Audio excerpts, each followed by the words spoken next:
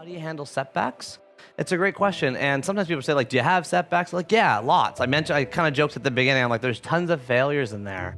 I think the thing is, if you ask a good photographer, how do you take such good pictures? You know what most of them say? I just take lots. That's what you've heard this before. It's like, I just take thousands, so that's why I always get 10 great ones, because I take so many more. And I think it's like a table with legs on it. That's your life. If you have a table like this with one leg on it, and I know because I was here before and I knocked it over, it can fall over. It can fall over pretty easily. I call that one table. You can think of it in terms of, it's up to you, cash flow streams, if you want, relationships, if you want. But for me, it's like, how many legs does your table have? So how do I handle setbacks? I try to have a multi-legged table at all times. Like I said, at Walmart, I was doing my blogs and my books. It made me more risk-taking in my writing to know I had a full-time job. It made me more risk-taking in meetings. I was mouthy and asking questions of the CEO because I'm like, yeah, fire me. I got this other thing. You know what I mean? That's 2 legs on my table. 2 legs right there. And then if I add a third thing, a passive income stream, or I'm doing something online, or I'm speaking now, whatever, it's multi-legged. How do I handle setbacks? I look at the other legs. I think about what else I got going on, let that thing naturally come back. It's okay. Just be doing multiple things at once. To me, that's how I think about it, and it never makes a low feel super low because I'm not all in on anything.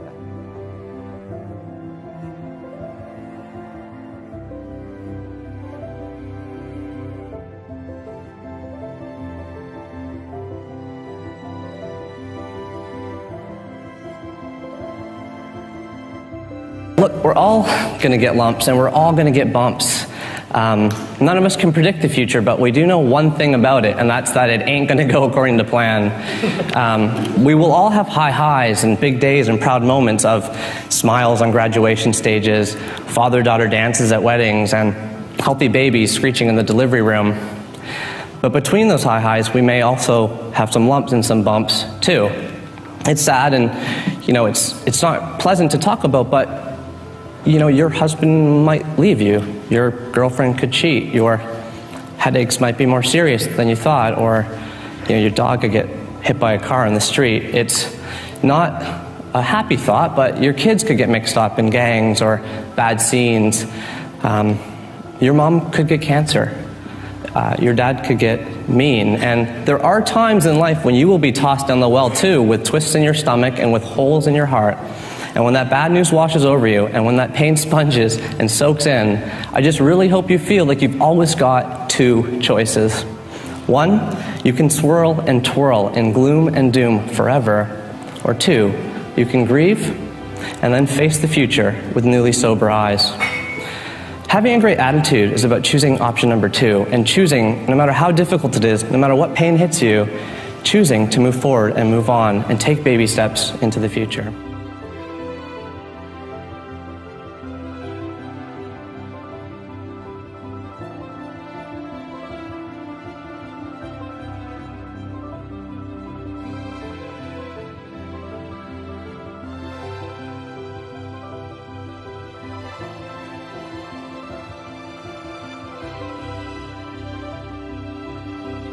Let's go all the way back to 1932, when on a peanut farm in Georgia, a little baby boy named Roosevelt Greer was born. Roosevelt Greer, or Rosie Greer as people used to call him, grew up and grew into a 300-pound, 6'5" linebacker in the NFL. He's number 76 in the picture. Here he is, pictured with the fearsome foursome. These are 4 guys in the LA Rams in the 1960s you did not want to go up against. They were tough football players doing what they loved, which was, crushing skulls and separating shoulders on the football field. But Rosie Greer also had another passion. In his deeply authentic self, he also loved needlepoint. He loved knitting. He said that it calmed him down, it relaxed him, it took away his fear of flying, and helped him meet chicks. That's what he said. I mean, he loved it so much that after he retired from the NFL, he started joining clubs, and he even put out a book called Rosie Greer's Needlepoint for Men. And it's a great cover. He's actually, if you notice, he's actually needlepointing his own face. And so what I love about this story is that Rosie Greer is just such an authentic person, and that's what authenticity is all about. It's just about being you and being cool with that. And I think when you're authentic, you end up following your heart, and you put yourself in places and situations and in conversations that you love and that you enjoy. You meet people that you like talking to. You go places you've dreamt about, and you end up following your heart and feeling very fulfilled.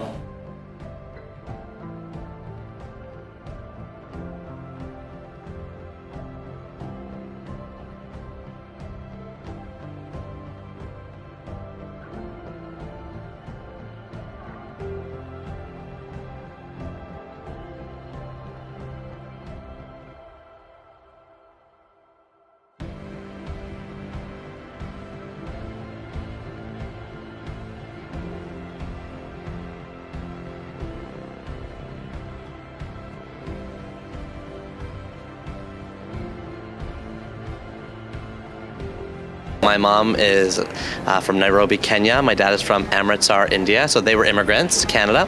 And when they grew up, they said, Neil, it's real simple. You do great work, then you have a big success, and then you be happy. It's the kind of classic parenting advice. Sometimes I ask people, have you heard this advice before? Have you given it before? And everyone's like, yeah, that sounds normal. You study hard, then you get good grades. And if you're East Indian, you become a doctor, right? Or you work really hard, and in the corporate environment, you get promoted, and then you're happy. But the model I actually like to put forward is a reverse of like a profit-focused model, and instead it's happiness-focused. So, like I said, it's not great work to big success to be happy. It's be happy leading to great work, leading to a big success. What do I mean by that? I mean, if you as a leader can invest in your employees' happiness and well-being at the beginning, then we know from all kinds of research. Sonia Lyubomirsky did an incredible study based in the book, The How of Happiness, that shows that your productivity goes up 31%. If you're in a sales-based role, and many people are, sales goes up 37%. Creativity goes up 3 times. This is from just being happy. And then what happens after is you have the big success at the end. I'm talking about career success. You're more likely to get promoted if you're in a good place at work and you have a positive mindset. And also, you live longer. You live about 10 extra years. So zooming out from profit, like just ignore that for a second. If you actually want those variables, productivity, creativity, sales, out of your employees, the biggest investment you can make is on their happiness at the front side. There's a model I call the 20 for 20 challenge. The 20 for 20 challenge. What I'm trying to say is if you can commit for 20 minutes a day, for 20 days in a row, to do a small, simple happiness exercise, then you can invest in yourself at the beginning. What are some examples? Not all of these, you just pick one, okay? It's a 20-minute brisk nature walk, or it's a 20-minute journaling exercise, or it's a 20-minute meditation, or it's committing a conscious act of kindness, a nice email to somebody, buying a flower for somebody, right? Or writing down 5 gratitudes. Any of those 5, remember the nature walk, the journaling exercise, the meditation, the random act of kindness, or the 5 gratitudes, will invest and convert your positive mindset for the remainder of the day. So if you are a boss or you're an employee, where's that 20 minutes? I guarantee everyone's saying, yeah, I gotta like kind of scoot to this meeting at lunch, or maybe people say like, I've got to go grab a sandwich or something, but very few people say, well, I've got to go meditate, or I really need to commit my random act of kindness or go do my journaling exercise. It's not part of our conversation yet. But yet if we can make 20 minutes of investment in our mental health and our happiness, then we tip over our brains for the remainder of the day and everything else goes up. Like you said, it's the service profit chain, not a new concept, but from 20 years ago, we've always known that happy people at work perform better, and as a result, your sales, your profit, everything else lifts.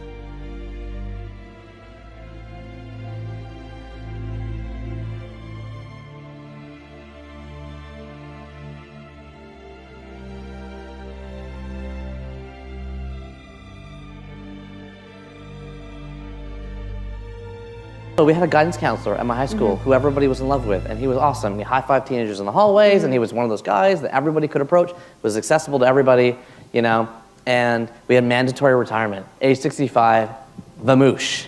You were given the sort of like passage to pension. And we had this ceremony at the school. It was like the Mr. Holland's Opus, you know, ending. And the next week after that, he had a heart attack and died. And you know what? When I tell that story, you know the reaction I usually get? It's that, oh, and then it's also, you know, that happened to a brother-in-law of mine, or I had that my grandfather also retired and then like he just wasn't the same.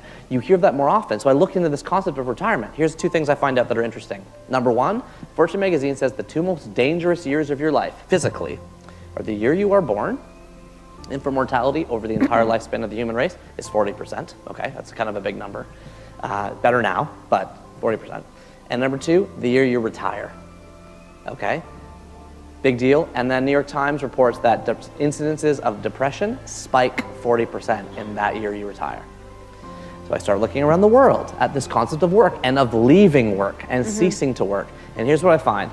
Dan Buettner and National Geographic did a study on the blue zones. Some of you may have heard of it. It's the places around the world where people live like way longer than we do.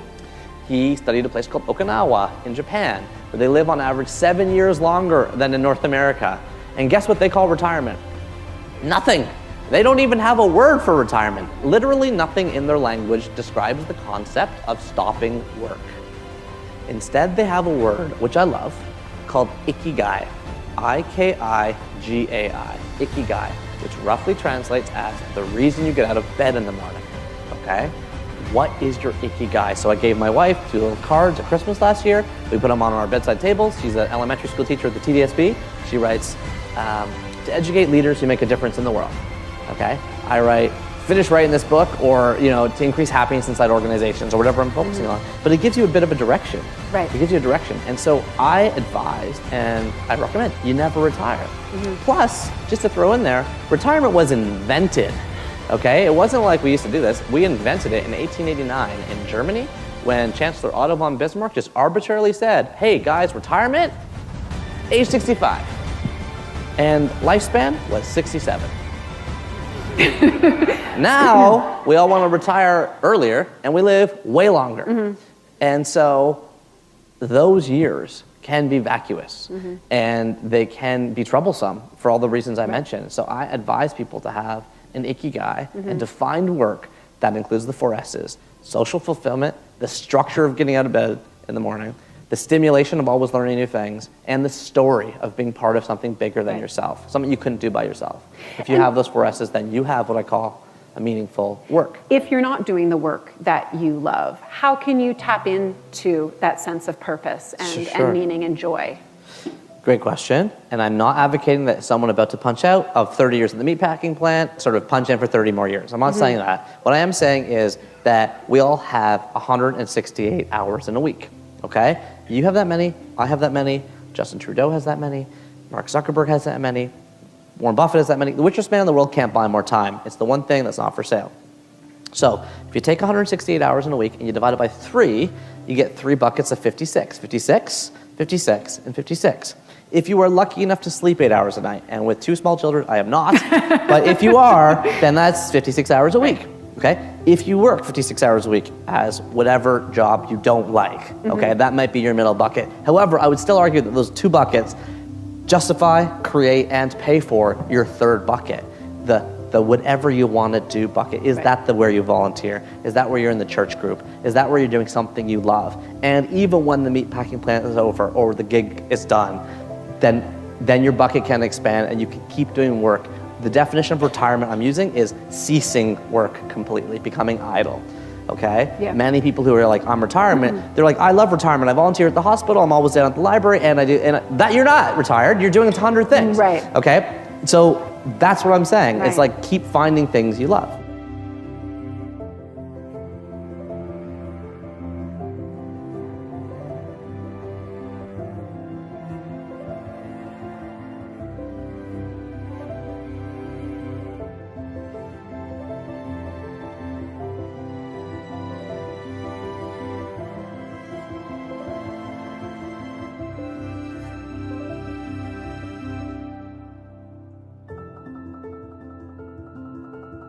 the secret to turning your biggest fear into your biggest success.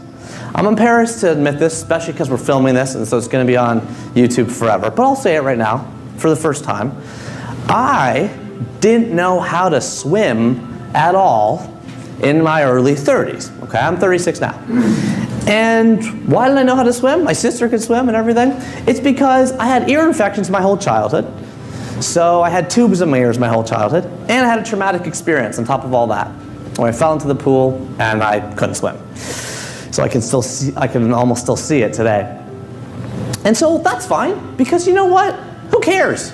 I didn't need to swim. I live in Toronto. There's no ocean. I'm good. I wouldn't even bring my bathing suit to the pool party. My friends would want to go swimming at university. I hang up by the treadmill. No problem. I eliminated swimming from my life. You see, I didn't think I can do it. I didn't think I had the capability to do it. And I certainly didn't want to do it. You know, I had no motivation. So I never did it. And that's how we think about anything, right? You got to have the capability, then the motivation, and then you have the action. I never got to do because these things were never going to happen. All that changed on my second date with Leslie when she said to me over dinner one night, "So, do you like swimming?" And I was thinking to myself, uh-oh, play it cool, Pastorica. You know, you don't want to scare her off. And I said to her, "Nah, play it cool. No, I'm not really a big fan." She says, "That's too bad. You see, my family's had a cottage on an island for generations. And there's 20 of us up there the whole summer. My 80-year-old grandparents, my 5-year-old cousins. We get up every morning in the summer, jump into the lake, and swim around the island. It takes about half an hour. Man, I guess you can't come." Suddenly that night, without thinking about whether I can do it, or whether I want to do it, I just did it. I signed up for adult learn to swim classes at the City of Toronto downtown pool. And I don't know how many people here have seen the downtown City of Toronto pool. This isn't a recommended thing to do. It's like, right in the urban center of the city. I'm like getting my life jacket, the goggles, whole thing. I'm walking onto the pool deck that first Wednesday night. My heart is beating louder than it had in years. I was so nervous. But you know what happened when I walked in on that pool deck, Rachel? I get out there, and you know who's out there? A whole bunch of people who suck at swimming. For once, I'm not the only one. People are from landlocked countries. They had more traumatic experiences than me. Trust formed very quickly. So we get into the shallow end with the flutter board, the life jacket, the goggles, and within 5 minutes of doing that, where I could touch the bottom, I was like, hey, wait a minute. I can do that. Like that's not hard. I can do that. And then you know what? The next week, I wanted to do it. I wanted to do it because I was like, well, I kind of thought I could do it now. And so the next week, I was like flutter kicking in the deep end. The week after, flutter kicking with no life jacket. By the end of the 8 weeks, I was in the front crawl. The thing I realized is that motivation doesn't actually lead to action, like we all think. Action leads to motivation. It's completely flipped. You want to write that novel? You don't need the perfect coffee shop, the right idea, and an expensive moleskin. Just write one sentence with a pen from the hotel on a Post-it note. Just doing that will tell you that you can do it, and then you'll want to do it. You want to run a marathon? Forget the good shoes, the right playlist, and the running buddy. Forget it. Just run to the stop sign in your dress shoes. By the time you do that, you're like, I can do that. And then you think you can do it, and then you'll want to do it. It's the exact opposite. It's the exact opposite. Don't just take it from me. You guys are scientists. You probably trust someone like Isaac Newton, He's the greatest physicist of all time, after all. I mean, up there with Einstein. The guy discovered gravity, invented calculus. Pretty good resume. He'd probably be hired at Google these days. And he actually said in his first law of motion, I can remember like grade 10 science, an object in motion will remain in motion unless acted upon by an equal or greater force. Put another way, if you start doing it, if you place action first, you'll continue. It's harder to stop. And that's why at the end of my adult learn to swim classes, I signed up again. And I signed up again, and I signed up again. And it was the same exact class. I didn't go to Learn to Swim 2. I just did Learn to Swim 1. I'm like, I love this. It's amazing. I can do the front crawl. I loved it so much. I just kept doing it over and over again. It is easier. It is easier to act yourself into a new way of thinking than to think yourself into a new way of acting. Our brains are often the enemy. How do you do it? How do you make your biggest fear into your biggest success? You just do it. You put action first. We all know Nike's slogan, just do it. What you probably don't know is that Nike was an $800 million company with low 20% market share when they came up with this slogan. Then they struck a nerve deep inside of us, something we all believe is true. You know what? On the heels of the slogan, $10 billion company, 50-60% market share. That's over the lifetime of using the slogan. We can remember the ad, they jazzed you up. You're like, I can do that, just get out there and do it. And it works. It works.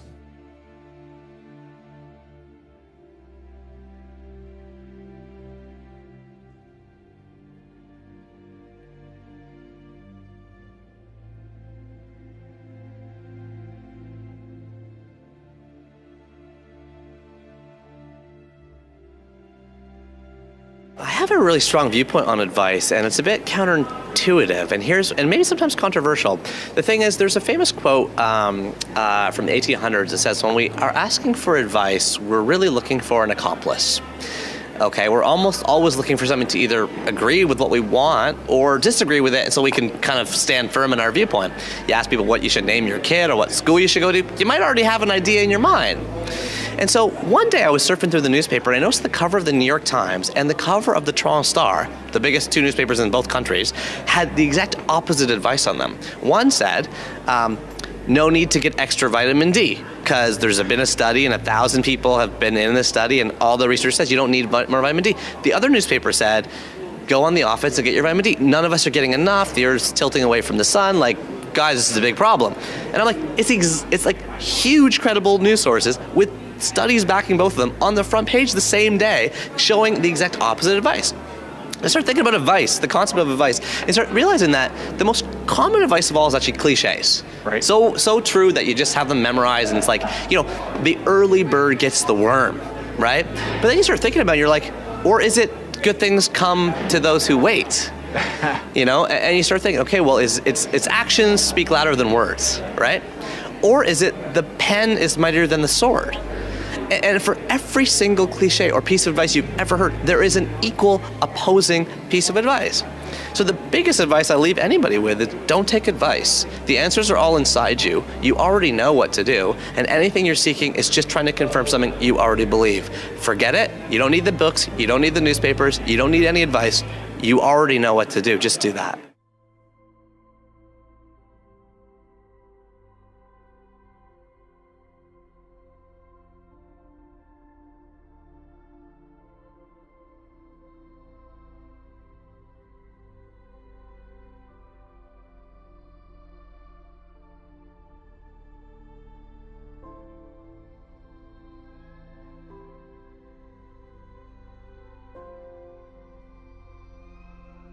So I'm 36 now. When I was 20 years old, I was going to Queen's University.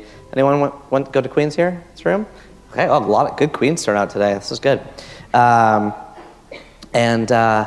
was writing for the campus humor newspaper, Golden Words. It was free. Like, it wasn't a paid job, but I loved doing it. I loved writing this comedy writing stuff. And so I took a little paid internship down in New York City, writing for a comedy startup. Simpsons writers, Saturday Night Live writers, living in the Lower East Side. I was like, this is my dream. But it turned into the worst job I'd ever had. Why? Because once I got paid to do something I loved, naturally, suddenly I had constraints. I had to write an article about this topic with this person by this time. And it became so debilitating, like limiting. And I said to myself when I started 1000awesomethings.com, I will never do it for money. I never put an ad on the website ever. 50 million hits. It's only cost me money through URL renewing, you know what I mean? It's never made a cent. And so I was smart about that. I was smart about focusing on the intrinsic motivator of doing something you love, but I was really dumb about starting to focus on stat counters, bestseller lists, how like those extrinsic motivators kept creeping in. And you know what the problem is, Rachel? They creep into our lives all the time. Right. You can get a job for a place you love. Cool, I'm working for a company I believe in. Pretty soon you have a job evaluation, you have a salary. These are all extrinsic motivators, and you start targeting your behavior to hitting, like, I want to be a solid performer. That lowers your performance, because you're like, I just have to get somewhere in the middle and I get my crappy 2% raise. Like, I don't really get much from that, and if they're going to reward me on that, then the studies all show that those extrinsic motivators actually block you from seeing your intrinsic motivators. So Dr. Teresa Amabile at Brandeis University showed that if you have girls teach piano to other girls, and you say, do it because you love it and you want to teach them piano, they do an awesome job. And if you say, we'll give you a movie ticket if you teach piano for half an hour, they stink at it. They get frustrated. They leave after half an hour. Like, they're just not very good. And so it could be that paying or communicating a numerical value for something actually reduces your own internal motivation. So when the Book of Awesome took off, I got hooked on all that stuff because it's so visible, so tangible, so real. And to answer that question for myself with the happiness equation, I drew a new model called the success triangle, okay? And I say there's 3 kinds of success. There is sales success, there is social success, and there's self-success. Sales success, how many books did you ship? Like, how many products did you sell? How much money did you make from something? Social success, what do other people think? What's the critical review? Is it nominated for an award, right? Is there a prize associated with it? If it's a movie, does it get an Academy Award? And then self-success, how do you feel about it? And they can contradict. Like Hotel Transylvania 2 won a ton of sales, right? And 0 Academy Award nominations. Spotlight, which won Best Picture, had $19 million of box office compared to over $200 million for Hotel Transylvania 2. Why do I know those numbers? Because they contradict all the time. And so the only way to solve it is to answer it for yourself and focus on self-success. Like, I wrote a letter to my unborn child. I hope he gets to read it one day. And if I can try my best to keep focusing on that mantra, then it absolves me from worrying about, or at least stressing over, things I can't control.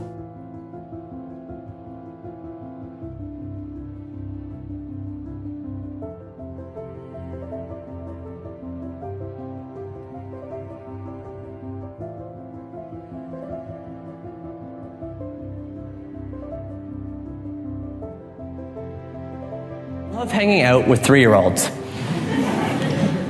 I love the way that they see the world because they're seeing the world for the first time. I love the way that they can stare at a bug crossing the sidewalk. I love the way that they'll stare slack-jawed at their first baseball game with wide eyes and a mitt on their hand, soaking in the crack of the bat and the crunch of the peanuts and the smell of the hot dogs. I love the way that they'll spend hours picking dandelions in the backyard and putting them into a nice centerpiece for Thanksgiving dinner. I love the way that they see the world because they're seeing the world for the first time. Having a sense of awareness is just about embracing your inner 3-year-old. Because you all used to be 3 years old. That 3-year-old boy is still part of you. That 3-year-old girl is still part of you. They're in there. And being aware is just about remembering that you saw everything you've seen for the first time once too. So there was a time when it was your first time ever hitting a string of green lights on the way home from work. There was the first time you walked by the open door of a bakery and smelt the bakery air, or the first time you pulled a $20 bill out of your old jacket pocket and said, "Found money."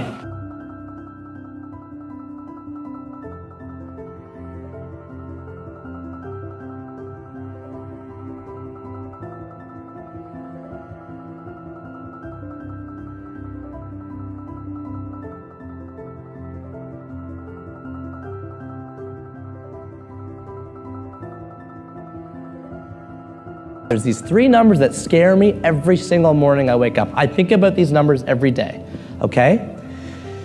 Number 1, 147. This is the average amount of emails people receive a day today. 147 is the average number of emails the average person is currently receiving. 150. This is the average number of times an average person checks their cell phone a day. A day, which means 3 times you check your cell phone, there's nothing there, because there's 147 times there's an email. But 3 times it's like, yeah, I didn't need to check that. Number 3, the average person is making 295 decisions a day. 295 decisions a day. Did you have lunch where I had lunch? Do I want the beef? Do I want the chicken? Do I want the fish? They all look good. Which one do I choose? Where do I sit? Who do I sit with? There's so many decisions. You're making decisions all the time. I mean, I'm driving to work and I'm making decisions. What street do I want to turn? Left, right, here, there. You get on the treadmill, hill, manual, incline. What do I want to watch on the TV? You're making too many decisions, and this decision-making energy in our brain is a finite resource. We only have a limited amount of it, and when it's gone, it's gone. You don't even notice you're using it, and there's only 2 ways to replenish it. Number 1 is sleep, and number 2 is glucose, or anything that turns into glucose in your body, which means at the front of the supermarket, when you're just done choosing 30 different salsas and 20 different kind of eggs, it used to be that there was 1 kind of eggs, but now there's 20. When you're done choosing your eggs and your salsa, you get to the front, what is there? Piles of candy bars.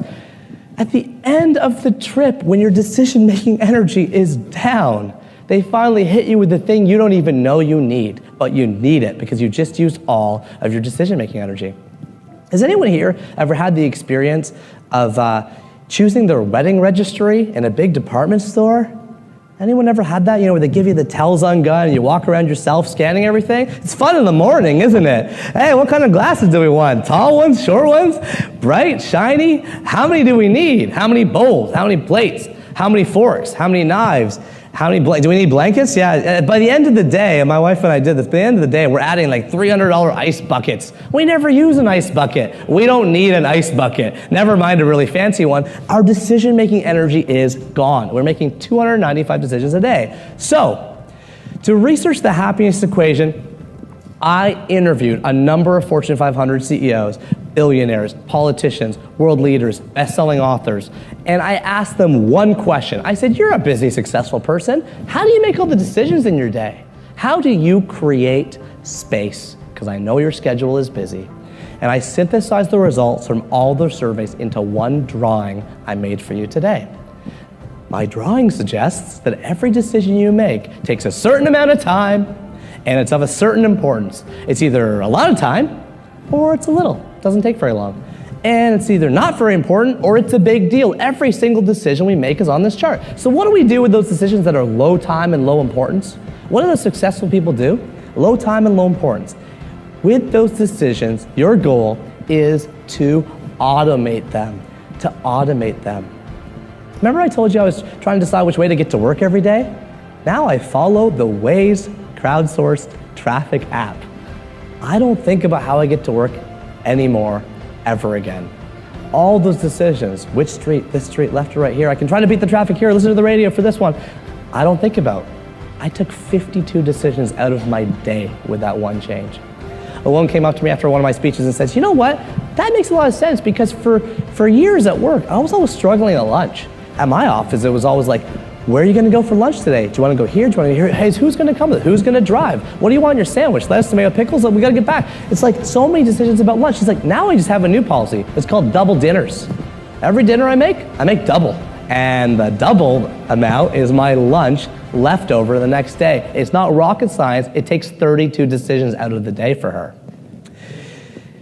My friend Chad has Amazon automatic refills on every single consumable item in his entire house. He never thinks about buying toilet paper again, or paper towel, or soap, or anything. Even towels. He's like, yeah, I figured I use a towel like once every 1.5 years. So it auto-replenishes. Every 1.5 years I get a new face towel. Like every single thing is automatic for him. It's a decision that for him is low time and low importance. What can you automate in your life? Now, what about those decisions that don't take very long, but they're really important? I'm talking about picking your kids up from daycare. I'm talking about saying hi to your team in the morning. This is important stuff, people. You can't just not do it. And that's why my model suggests that you simply have to do it. It's effectuate. It's a big word with a small meaning. It just means get her done. Execute. Simply effectuate those decisions. Now, what about the decisions that are low in importance that take a lot of time? These are the ones that bog us down, right? These are the checking 147 emails throughout the day. It's getting home every night and doing a different chore or errand. These are the ones that actually make us sweat. And this is why I want to tell you that for decisions that are not very important but are taking a lot of time, our goal is to regulate them. Find an invisible fence in your life and put it around those things so they still exist, but they're only fenced in. An example of the person doing a chore every night after work, Chores Blitz Sunday. Now I only do chores and Chores Blitz Sunday. My wife and I, our address is 276 on our house. We have something we invented called 276 Day. Anything I think should be improved in the house, or anything she thinks should be improved in the house, this hinge is kind of broken. That wall needs a bit more paint. Someone's got to look at the toilet upstairs. You know, we just write it on our 276-day chart. Now, one Saturday morning a month from 9 to 12, we have it on both of our calendars for the next 12 months. We have 276-day. All we're doing is all those little things that built up. We regulated it, and then we don't worry about those things for the rest of the month. It's the same as people that have created an email window. I only answer emails 9 to 10 a.m., 4 to 5 p.m. Guess what? From 10 to 4, I'm email free, right? You regulate it to a part of the day. And guess what happens when you automate, effectuate, and regulate your decisions? You actually have time to debate the ones that matter. You actually have time to think about, to chew on, to wrestle with the where am I gonna be, who am I gonna be with, where am I gonna go? All those things that matter, that affect our lives more than anything else, you can now give them the time and the energy they deserve to properly debate them.